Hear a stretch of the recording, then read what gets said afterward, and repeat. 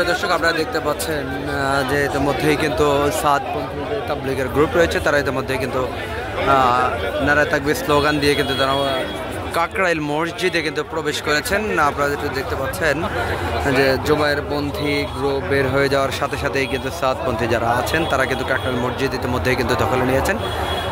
আপনারা যদি একটু দেখেন যে সকাল থেকেই কিন্তু, অর্থাৎ সকাল থেকেই নয়, গতকালকে রাত থেকেই কিন্তু আমরা দেখেছিলাম যে জুবায়েরপন্থীরা কিন্তু মসজিদ ছেড়ে চলে যাচ্ছেন। এরপরে কিন্তু এখন সাদপন্থী যারা আছেন তারা কিন্তু ইতিমধ্যেই মসজিদে প্রবেশ করেছেন।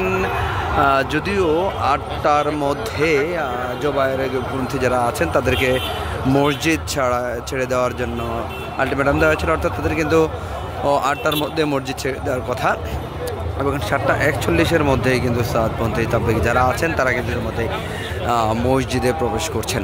যদি দেখাই জুবায়েরপন্থী যারা বের হয়ে গেছেন ওই জায়গাগুলিতে মূলত হচ্ছে সাদপন্থী যারা আছেন তারা কিন্তু প্রবেশ করছেন।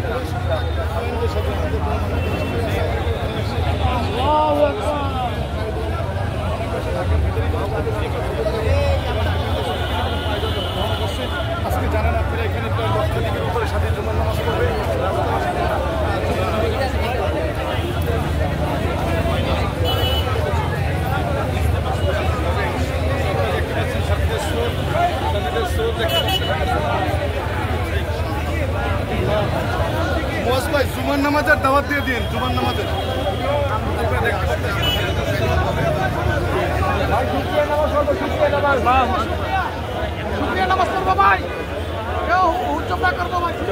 আপনাদের দেখাই এখানে যারা আছেন তারা কিন্তু বলছেন প্রবেশ করার সাথে সাথে বলছেন যে আমরা শুকরিয়া নামাজ পড়বো, কাউকে কোনোভাবেই কিন্তু উত্তেজনা বিরাজ করা যাবে না এমনটাই বলছেন এবং শুকরিয়া নামাজ আদায়ের জন্য তারা বলছেন। এবং আজকে কিন্তু এখানে জুমার নামাজ আদায় করবেন।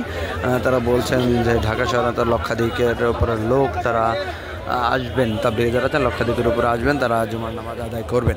অর্থাৎ মসজিদের বাইরেও কিন্তু রাস্তার একাংশ কিন্তু তারা নামাজ পড়বেন, একাংশে সেটি কিন্তু প্রশাসনকেও জানাতে হবে।